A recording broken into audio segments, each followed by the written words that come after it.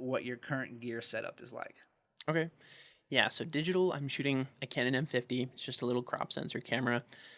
Super cute, super compact. Yeah, I have like this tiny little bag for it, and it's funny because every time I go out on a shoot with these other photographers, they always have a full size camera bag, big camera, big lenses, and in a way, I'm jealous. I wish I had a big camera and big lenses.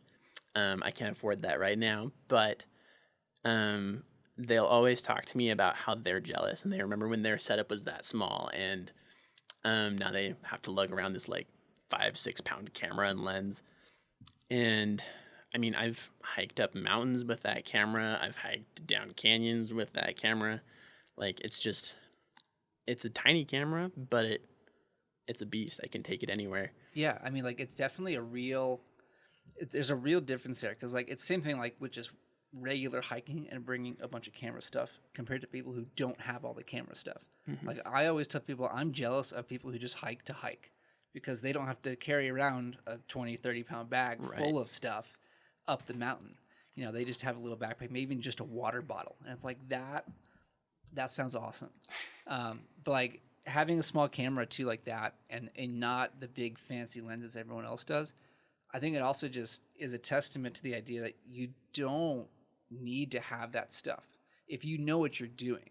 You know, there are definitely advantages to having bigger, more expensive, higher quality gear, Definitely. but at the same time, like you just don't need that if you know what you're trying to get and can achieve that stuff.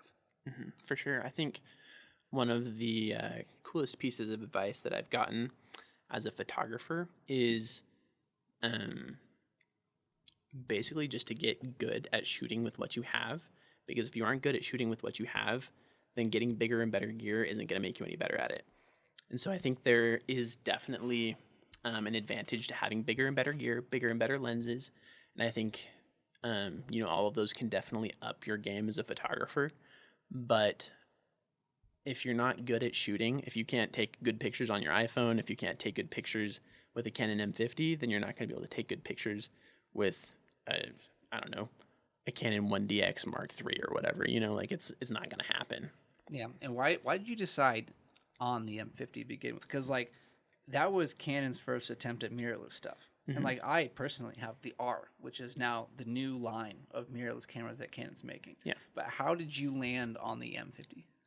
Yeah, so I actually originally started with the Canon M6, which is basically the Canon M50 but without a viewfinder, and that was miserable to work with. It also just had the LCD screen would only flip up and down. It didn't flip out.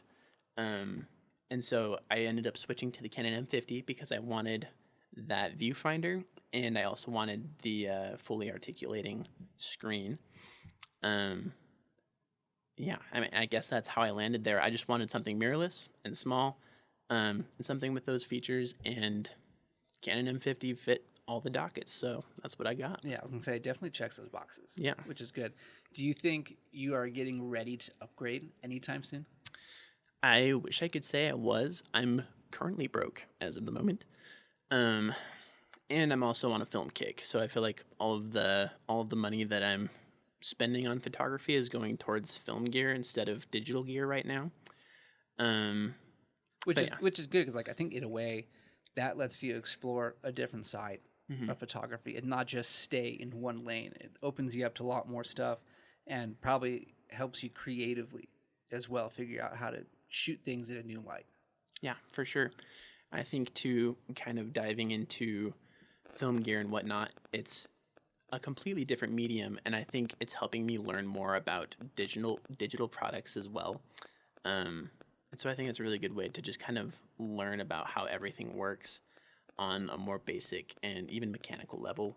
And I think that also helps in just making decisions in the future, especially like what kind of gear I'm going to buy.